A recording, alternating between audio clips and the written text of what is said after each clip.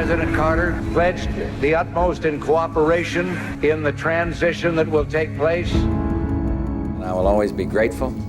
Can hardly believe it, but it's sinking in now, the enormity of what has taken place. Peaceful election, eventually a peaceful transfer of power. I accept tonight the responsibility that you have given me to be the leader of this, the greatest country in human history. I have a lot to be thankful for tonight. I'm thankful for America and thankful that we are able to resolve our electoral differences in a peaceful way. This peaceful transfer of power is one of the hallmarks of a true democracy.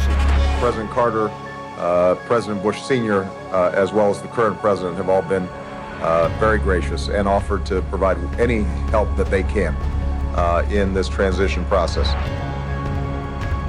We are now all rooting for his success in uniting and leading the country.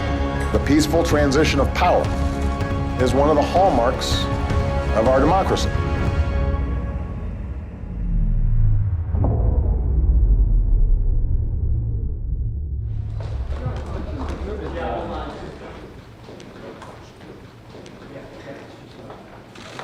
Good afternoon, everyone. I recently confirmed that on numerous occasions, the intelligence community incidentally collected information about U.S. citizens involved in the Trump transition. Details about U.S. persons associated with the incoming administration, details with little or no apparent foreign intelligence value, were widely disseminated in intelligence community reporting. Third, I have confirmed that additional names of Trump transition team members were unmasked. And fourth and finally, I want to be clear, none of this surveillance was related to Russia or the investigation of Russian activities or of the Trump team. The only thing we had wrong is it was worse than we thought. Devin was the first, because he got to see information first. As then chair of the Intelligence Committee, he sensed there was wrongdoing early on.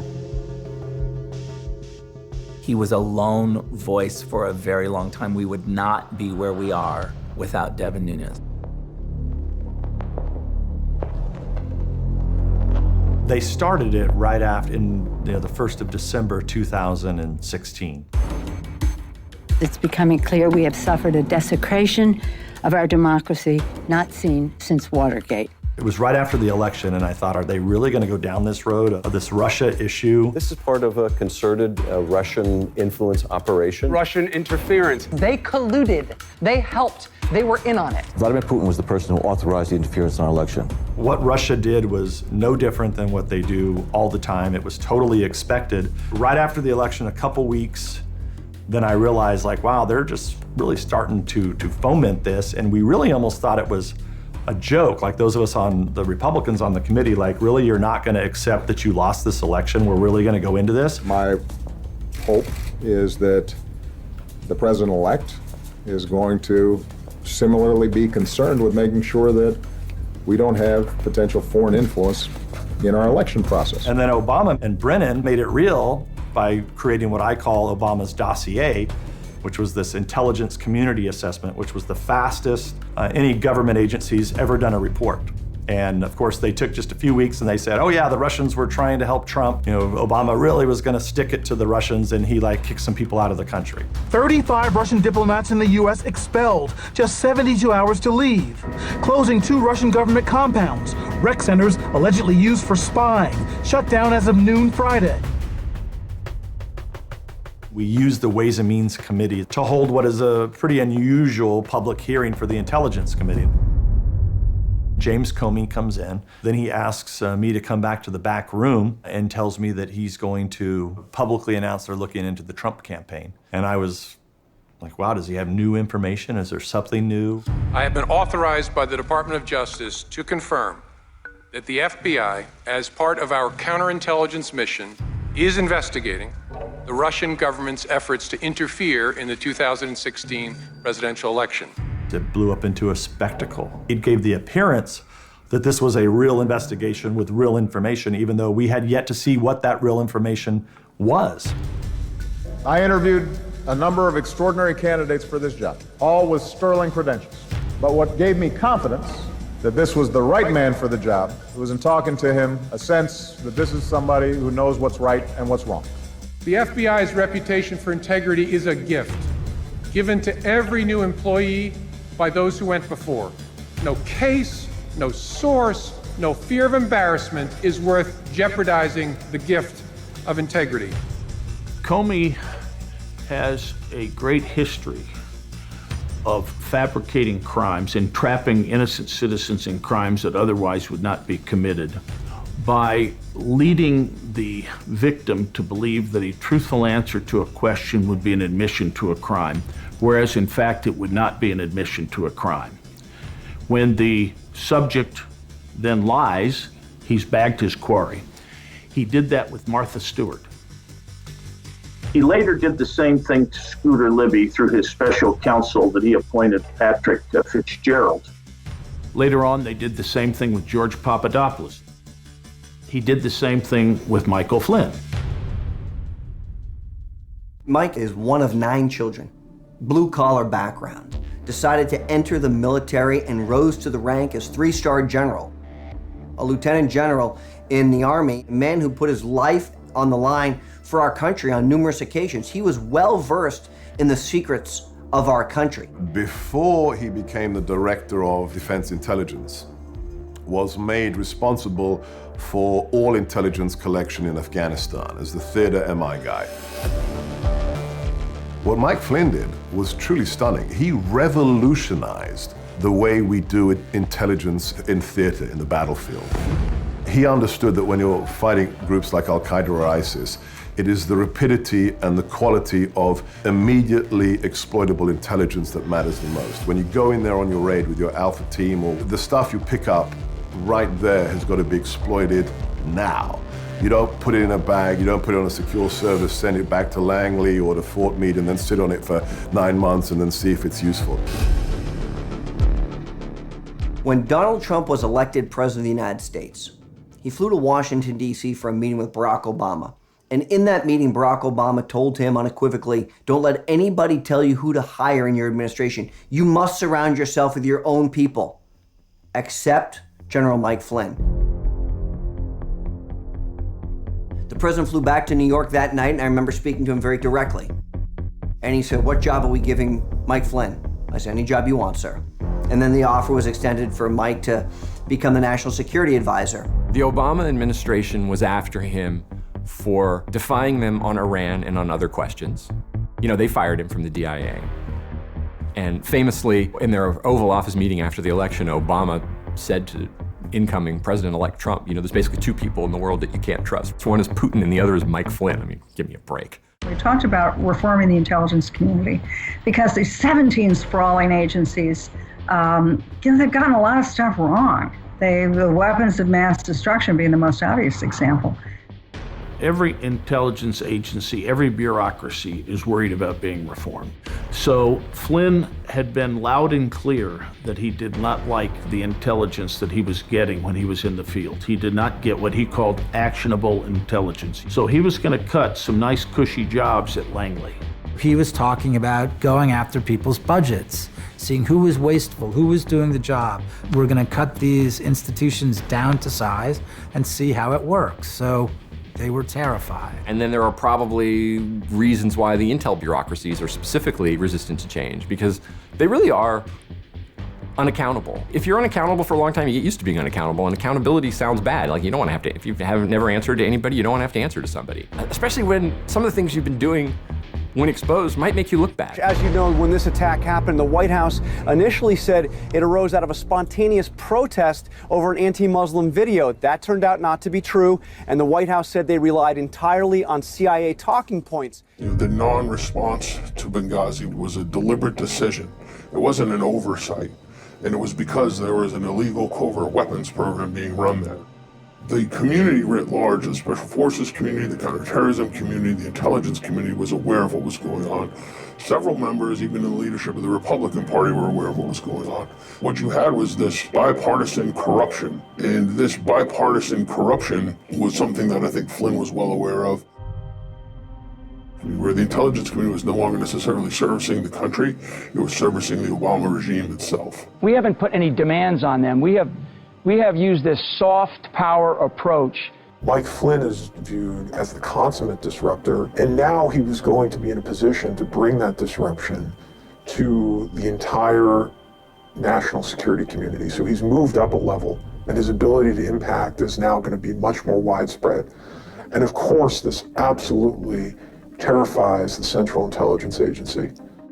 It terrifies the FBI, because somebody who knows where all of the secrets are is now going to be in a position to really harness that knowledge to disrupt things. He's the former director of the DIA.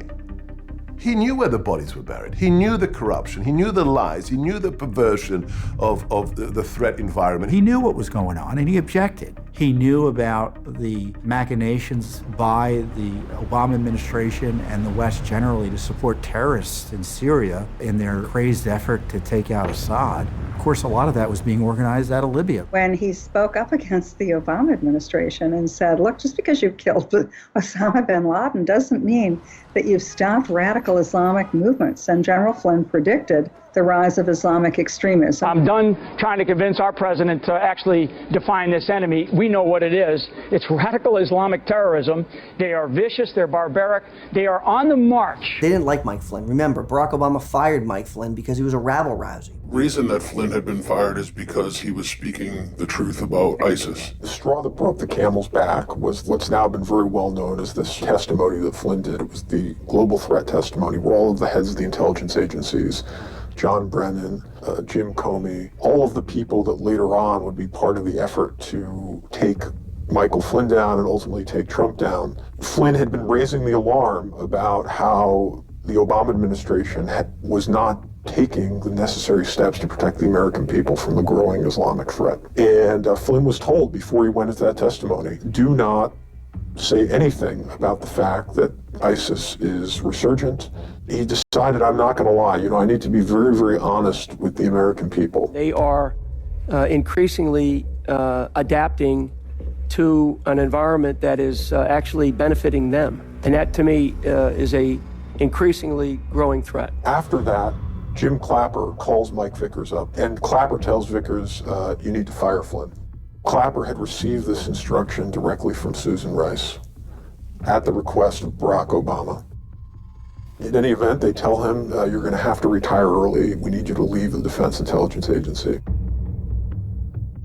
Of all the people who came into the White House, Mike Flynn was the most dangerous to the swamp. He had to be taken out. They knew he knew what the intelligence community was up to, and he knew what Obama had done to undermine our national security for 8 years. He knew why Obama did what he did with Iran. $140 billion released a regime that every Friday says, destroy America, that you're actually facilitating the rise of the theocratic Iranian regime that's taking our naval personnel hostage. President Obama negotiated the JCPOA, the Iran nuclear deal. It was fatally flawed on so many different levels. So when you have somebody like a General Flynn serving at the highest levels in the room, making recommendations, weighing in on work product, and telling the other 97% of a story on a weak, flawed approach to a particular conflict, that ends up leading to increased resentment. And I think there were people inside the West Wing, right up to President Obama, who became anti-Michael Flynn for all of the wrong reasons. It's a Chicago-style politics approach that was brought here from Illinois into the White House for 2 terms. And they were trying to kick a few people, burn a few things down before they left office. The Obama administration earlier today allowed the United Nations to pass a resolution condemning Israeli settlements in East Jerusalem and the West Bank as, quote, a flagrant violation of international law. It was a shift in U.S. foreign policy that was contradictory to the will of Congress. It was contradictory to the will of the American people. It made absolutely no sense whatsoever. It was really disgusting to watch it play out the way it was. It was an effort to kind of burn down a relationship before checking out. He expelled 35 diplomats from the United States. It was a silly act. unnecessarily provocative, and it was grandstanding. It was to no purpose. For those who aren't familiar with it, a federal government provides resources for the last two candidates to establish transition teams to help their prospective presidential nominee take over government should they win. There's nothing wrong or unusual about an incoming transition team talking to folks in other countries about foreign policy. Obama did it as he should do it. Flynn did what he should do, and he diffused what really was a hot mess. Flynn's calls were intercepted by the U.S. intelligence community. Secret transcripts show Flynn did discuss the sanctions, a potential violation of federal law prohibiting private citizens from engaging in diplomacy. From the very beginning, this conversation that General Flynn had with the Russian ambassador was about a UN resolution that was coming up. And if you read the transcript, General Flynn had a perfect phone call. He was advocating for the United States. It's exactly what you'd want someone to say. Let's de-escalate this. Let's not try to make it worse than what it is. So you would want the incoming national security director to be talking to his counterparts in important, now he doesn't have to talk to, whoever the NSA equivalent is in certain countries, but the Russians, the Chinese, the Germans, our allies and important players in geopolitical sense, he needs to be talking to them. He's doing his job. And of course, the intelligence agencies are listening to Kislyak conversation. That's kind of what they do. I believe that if anyone inside of the United States government would be fully aware of U.S. intelligence collection capabilities, tactics, procedures, it would be somebody like a Michael Flynn. Flynn had been in the intelligence world. Therefore, he knew that every single phone call on an open civilian phone is intercepted. Therefore, nobody could suspect that he was somehow plotting, because he wouldn't use the phone, would you? But he didn't realize how determined they were. They pretended not to know what everybody in the field knows, that when you telephone the Russian ambassador, you're not meeting him in a park at night. You telephone him, you are basically telling the U.S. system, the intelligence people, what you want them to hear, what you say.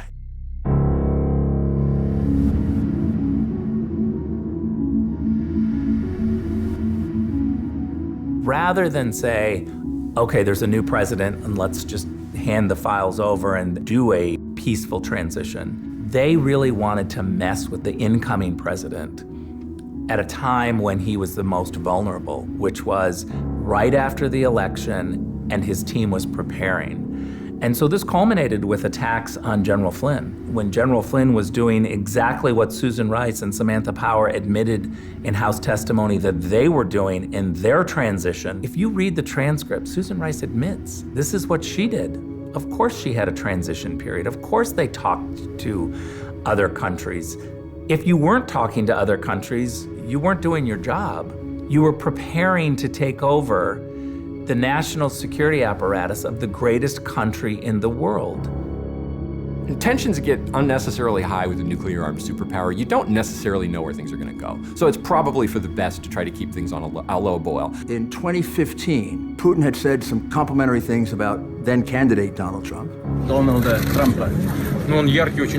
After Vladimir Putin praised Donald Trump as, quote, undoubtedly a bright and talented person. When people call you brilliant, it's always good, especially when the person heads up Russia. Candidate Donald Trump responded with saying nice things about him. He has a total, absolute understanding of who Putin is.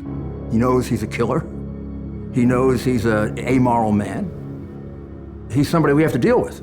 Putin may be somebody you wouldn't want to deal with personally, but when I represent 320 million people, he has a nuclear weapon, I better get to know him. But they saw that, and they could exploit those comments that Trump had made, which really meant nothing. They were less damaging than the comment that President Obama had made just a few years earlier when he told Medvedev, who is sort of Putin's flunky, he said, tell Vladimir, when the election is over, I can go easier on him. Wow. Had Trump ever said that, they'd impeach him right away. The New York Times would have done an editorial the next day and said, impeach president, wants to sell our country.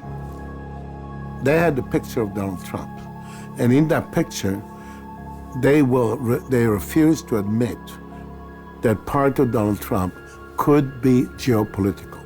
Therefore, they have to have sinister explanations, like he's Putin's agent. He was bribed, he was corrupted, he was blackmailed, or whatever. And that is how the FBI people were going to get him.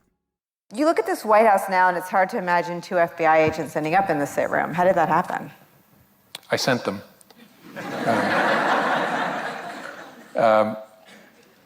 Something I probably wouldn't have done or maybe gotten away with in a more organized investigation, a more organized administration, in the George W. Bush administration, for example, or the Obama administration. And in both of those administrations, there was process. And so if the FBI wanted to send agents into the White House itself to interview a senior official, you would work through the White House counsel, and there'd be discussions and approvals and who would be there. And I thought, it's early enough, let's just send a couple guys over. James Comey and his band of thugs at the FBI, under his leadership, McCabe, Strzok, Page. Comey bragged of this. Oh, I pulled that off. I basically played a trick and got away with it. If it had been a more experienced administration, I wouldn't have gotten away with it. And the audience was, isn't it, how funny to set up an innocent man. James Comey knew the protocol from the FBI was to call over the White House counsel and request a meeting with the National Security Advisor or any other senior staff. Mike Flynn sat down with those 2 FBI agents. They were then supposed to write what are called 302s. A 302 is an FBI report of an interview. They interviewed General Flynn just 2 days into his new term as National Security Advisor for the newly inaugurated president. And they did it in what was a complete ambush. The day that Mike Flynn had the interview with Pete Strzok and Joe Pientka, several members of the national security staff, including the Intelligence Programs Office, were on Mike Flynn's calendar for a briefing. Ezra was part of that team that was going to be briefing Mike Flynn on that day. Flynn had brought in a young guy named Ezra Cohen to work for him as he went about trying to reset the intelligence community's focus. He arrived at Flynn's office, and as he explained it, he's standing there and he's waiting for the meeting to begin. The time is running over, and he turns to Flynn's assistant and he says, "Who's the general in there with?" And the assistant says, "The general, he's in there for a FBI intelligence briefing." This was very confusing to Ezra because, in fact, the intelligence briefing that was supposed to be with the FBI was set up for the following day. Ezra's waiting there, and he starts getting this incredible sinking feeling, knowing that Mike Flynn is meeting by himself with 2 FBI agents. Ezra immediately gets on the phone and calls John Eisenberg, the White House National Security Council legal advisor. John Eisenberg is furious. John races down to Mike Flynn's office, and as he arrives, Pete Strzok and Joe Pientka are leaving the interview. Following day after the fateful Flynn interview, there was the scheduled intelligence briefing. At the interview was General Flynn, KT McFarland, Keith Kellogg, Ezra Cohen-Watnick, John Eisenberg, and from the FBI were Bill Priestap and Andy McCabe. McCabe, at the end of the meeting, goes to Flynn's desk and he says, "General, do you mind if I have a word with you?" Flynn says, "Sure, absolutely. What's up, Andy?" McCabe pulls out the draft interview notes from the Flynn interview out of his lock bag. And he says to Flynn, waving it around, "I just want to let you know we've decided there's nothing here and we're considering this matter closed." Of course, we know that this was a complete lie, one of McCabe's many lies. After McCabe left, Flynn called back in the group of NSC staffers that had been there, pointed to the seat that McCabe was in, and said, "That is a very bad man, and he's out to get me."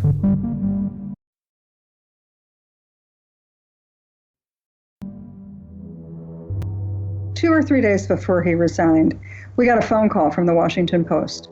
And a reporter had said that he had just interviewed Mike Flynn. And Mike Flynn made statements about his phone call to the Russian ambassador, said that he hadn't discussed sanctions.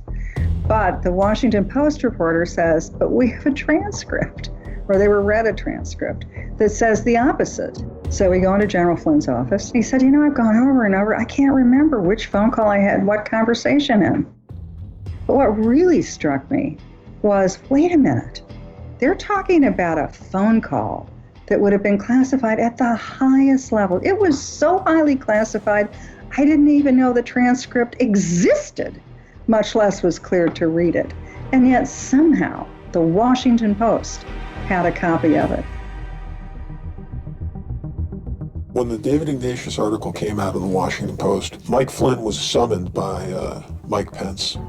He gave us this indication that something wasn't right, and what he was referring to was the fact that Pence had bought into this assault from David Ignatius. That story then broke. Let me put it this way, it had an external effect and an internal effect. And the internal effect was a lot of people were upset about it. It was basically the chief of staff and other very, very senior advisors were having these conversations. And they continued through the weekend. So Flynn is really coming under an enormous amount of pressure from the vice president to explain his call from Kislyak. It seemed very unusual that the vice president would be taking this level of interest in this. We now know that it was because he had come under the influence of his chief of staff, who of course was compromised by Comey's inner circle. They're constantly making Lieutenant General Flynn radioactive, to the point where I'm sure the vice president and president are saying to themselves, well, how do we get this calmed down? Maybe if we get rid of Flynn, it will calm down. Like I could tell, people were out to get him fired. But I ran around and I started trying to talk to anybody who would listen. I was like, you can't do this is dumb, doesn't deserve this. And also I was trying to appeal to people's self-interest and saying, if you give the president's enemies a scalp like this so early over something so trivial, you're not feeding the beast. The beast doesn't get fat and happy and go to sleep. It brays for more blood. This will not turn this off. This will make everything worse. I can remember at about 6:30 that night, all of us, myself, KT, General Flynn, and the two executive assistants, all in his office, we were urging him to try to see if he could just go and see him. Go to the residence and see the president. And he wouldn't try. He's like, I'm not going to go, and he has to make his own decision, and I'm going to leave it to him, and I will abide by whatever his decision is. My sense was always that the president was reluctant to do it, really liked, and still likes, General Flynn. Got along well in the campaign. They clicked in a way that he didn't click with any of his other small team of foreign policy advisors, and really felt the loss. And you could almost tell he immediately regretted it, and on Monday, like 8 o'clock at night, I think, was when General Flynn resigned. We begin with a major shakeup inside the Trump White House. National Security Advisor Michael Flynn forced to resign after what the administration is calling an erosion of trust. At issue, Flynn's call with the Russian ambassador on the same day President Obama was imposing new sanctions on Russia because of Russia. I think once Flynn was gone, there was nobody to ride herd over what the operation that they had carried over into the administration was going to do. And so they got basically carte blanche. And from there they began, they were spying on the president, his family, his associates, spying on the administration. When Flynn left, literally within 2 days of that, Ezra first discovered this enormous number of unmaskings that had been done, over 300 of them. At the end of January in 2017, Ezra Cohen was asked to review a very, very benign policy on how to unmask U.S. persons' names. Ezra asked one of his subordinates to get an example of how the unmaskings had been kept track of at the White House so that they could write this into the policy. When he came back the next day, Ezra came to his office and he found a phone book-sized stack of documents on his desk. And he was told that this stack of documents was the unmasking log from the Obama White House just for the past 6 months. Ezra, after consulting with his staff, decided that the prudent thing to do would be to notify the NSC legal advisor, John Eisenberg.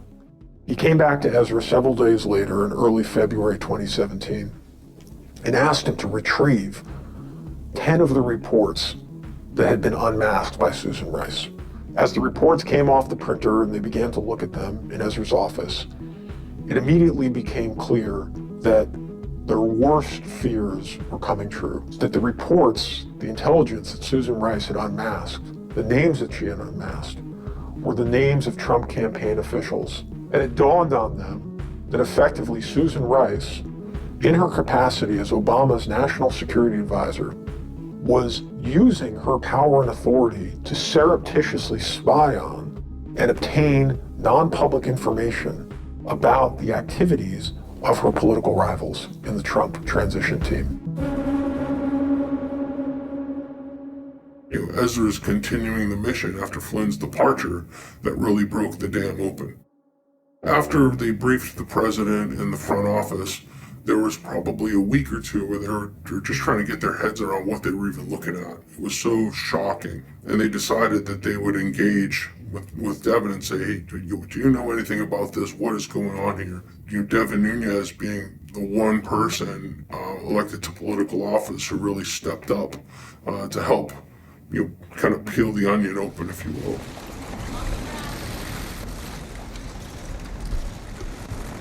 Good afternoon. I know a lot of you are not from the U.S. Congress, so I haven't had a chance to brief a lot of you in the past, but just in order to keep you all fully updated on what's happening with this investigation, today I briefed the president on the concerns that I had about incidental collection and how it relates to President-elect Trump and his transition team. I mean, I knew it when I saw when those transcripts leaked. I knew that we had a big problem on our hands. In this very room, luckily we had some patriots that came forward from the intelligence community and said, look, they were doing some really bad things with unmasking, so you need to know about this, and essentially showed me how to go find it. I'm not gonna get into too much of the unmasking of my sources because they're patriots, and to this day, nobody knows who they are, and I'm gonna keep it that way. The morons in the press think they know who it is. We're the House Intelligence Committee. We just deal with the 17 intelligence agencies. We had people that were very skilled in those areas, but we had no one that was really skilled at the Department of Justice. We got to have somebody who can bust down the doors at the FBI and DOJ, and we don't have that. Kash Patel. Kash Patel is Kashyap Patel, or Kash as he's known in Washington. Kash, I believe, brought a very different energy to that team.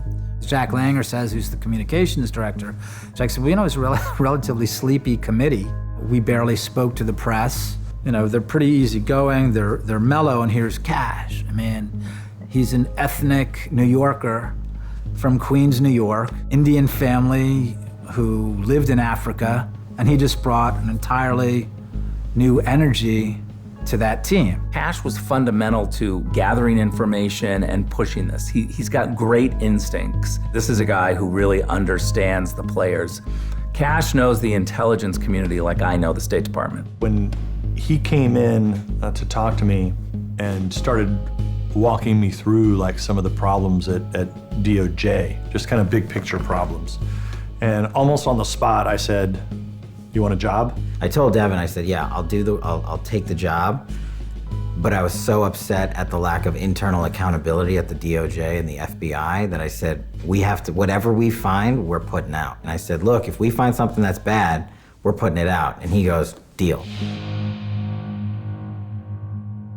I worked closely with Trey Gowdy, who was on the committee at the time.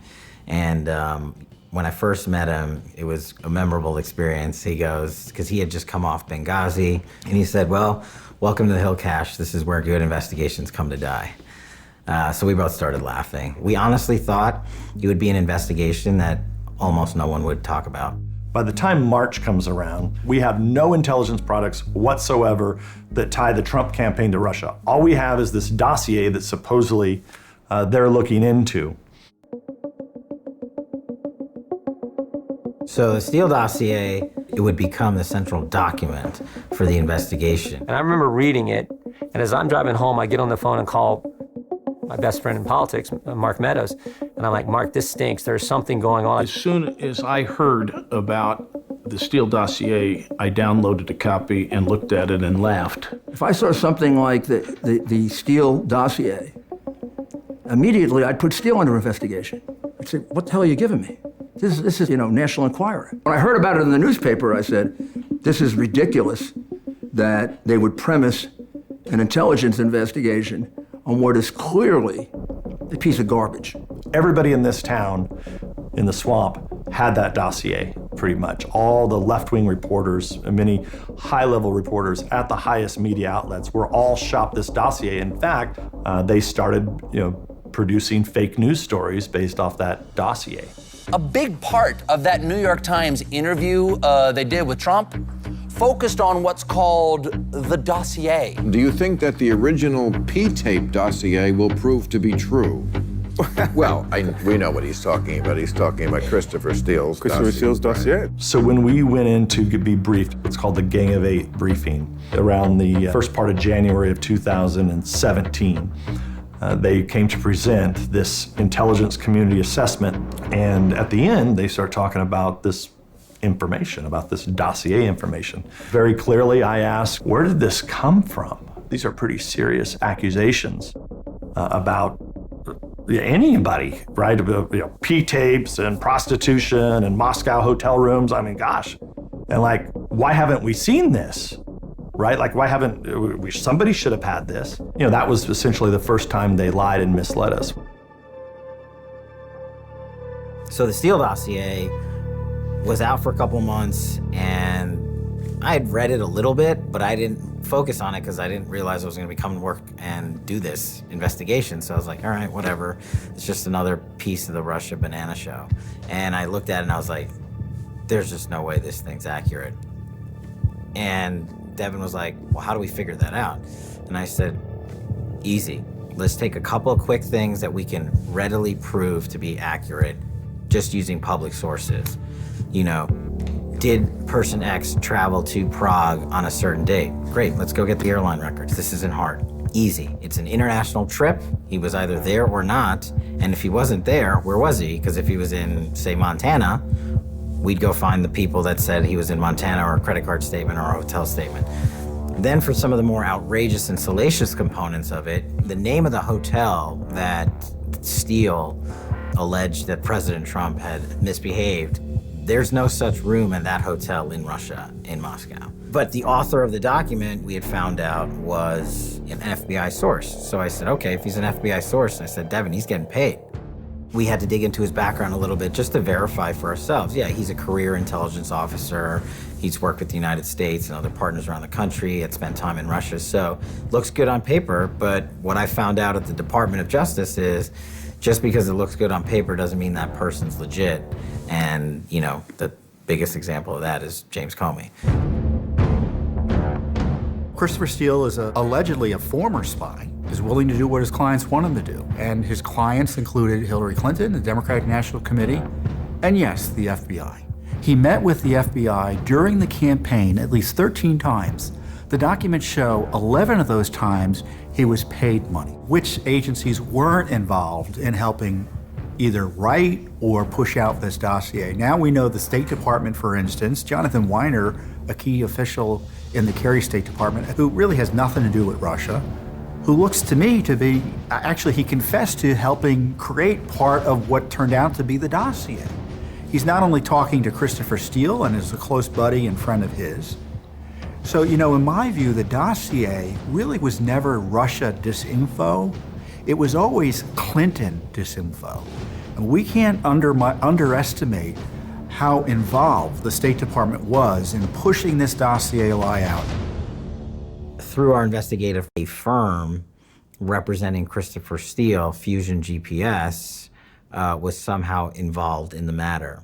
Following the money. If we could follow the money, we would ultimately figure out who was paying Fusion GPS. I walked him through the investigation. I said, this is why I think this happened. This source said X. We can prove it if we subpoena the bank. And he's like, you want to subpoena a bank? I said, Devin, give me one subpoena, and if I'm wrong, you can fire me. He gave me the subpoena, and we went after the bank. It wasn't like we served the subpoena and everybody went away. Fusion GPS forced us into federal court into litigation over the subpoena itself. And that was when everybody was like, we're on to something. Fusion GPS is they're very talented at what they do. They're a racketeering outfit. They're essentially, they make things up about people. They spread it to the people in the press. They get them to run the fake news stories. And then even worse, then they find different ways to feed it into the FBI. And all of these things sort of started coming together in a very unusual fashion. I said, Devin, we're following the money, and I'm gonna tell you right now that the DNC and Hillary paid for this. It was 9 a.m. on a weekday, and he literally looks at me, he goes, Cash, if you're gonna start drinking this morning, get out of my office. It always goes back to the money, and it's the easiest thing to follow because you have to document it in some fashion or you gotta move it in some way. We were able to, pursuant to the judge's authority, allow myself and one other colleague to visit banks' attorneys and review in closed session the records. And we were not allowed to disclose it to anybody what we reviewed. And then finally, on the eve of the ruling of the court, Fusion disclosed that Christopher Steele had been paid by the DNC themselves. There were names that would eventually come out that were being paid by Fusion. Names now that are public, but at the time weren't. Nellie Orr, the wife of Bruce Orr, was being paid by Fusion GPS. We would come to learn to do Russian intelligence information gathering and then submit it to the FBI. We were able to figure out that the attorneys, Perkins Coie, were the attorneys for the DNC. Nellie had been working, Bruce's wife, had been working for Fusion GPS. The folks that Perkins Coie paid $10 million to, and then they took that $10 million and paid Christopher Steele $168,000 to dig up dirt. They paid Nellie Orr, I think, $50,000 to do her research against the president and his daughter, and they fed all of that directly to the Bureau, who then used it in the FISA and in the investigation against the president. So now you've connected the money and the people and put the political party right in the middle of your opponent. It's outrageous. I've got to give great credit to Devin Nunes because he was willing to go the next step. He was willing to look to where was the funding coming from for the dossier, to go the next step to find out that this was a political document, that it was funded by the Democratic Party itself and Hillary Clinton's campaign. We would not have known that if Devin Nunes hadn't said, all right, look, we're going to do a true assessment of the veracity of the information that we're getting. We're not just going to look at the conclusions. We're going to look at the substance behind those conclusions. Look for biases, look for areas in which it's not accurate, and then pursue those to determine what is the truth. Right? Every Republican, senator, and member of Congress should be saying, this is over. We want every damn bit of evidence that every intelligence agency has, or it's maybe time to shut those agencies down.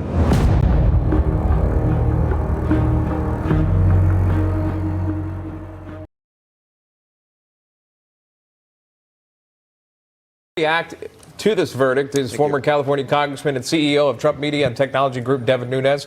Devin, good to see you, and thanks so much for coming back on. This bomb essentially went off, metaphorically speaking, earlier this afternoon. I spoke with Joe DeGeneva earlier about this one in Victoria, Tunsing, where they actually called this earlier. They said they thought he may be acquitted. Reason being, they cited a D.C. jury, a D.C. court, a D.C. judge. Your thoughts on this? Yeah, sad as we all had great hopes for this. We all want to see justice served. But look, in Washington, D.C., I spent nearly 2 decades there. You know, the place is getting worse and worse, and it's moving far and farther to the left. And I believe what the defense successfully did is they painted this as a anti-Trump thing. So in other words, well, Sussman was doing all these bad things. Sure, Hillary Clinton was doing these things, but, you know, Donald Trump, you know, this was all about Donald Trump, and, you know, he should have never been president, et cetera, et cetera.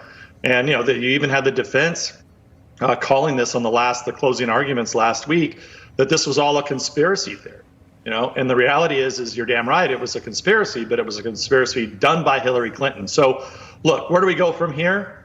Clearly, we're disappointed. This is not what any of us wanted to see as somebody who, you know, it was our investigation that unearthed all of this, that then led to Horowitz, that, you know, who also found all this very damaging information. And here you have an acquittal by a jury with Durham's first prosecution. I will say that the next indictment is going to be tried in Virginia. So I think what we learned in the Sussman trial, there was a lot of new information that came out of that.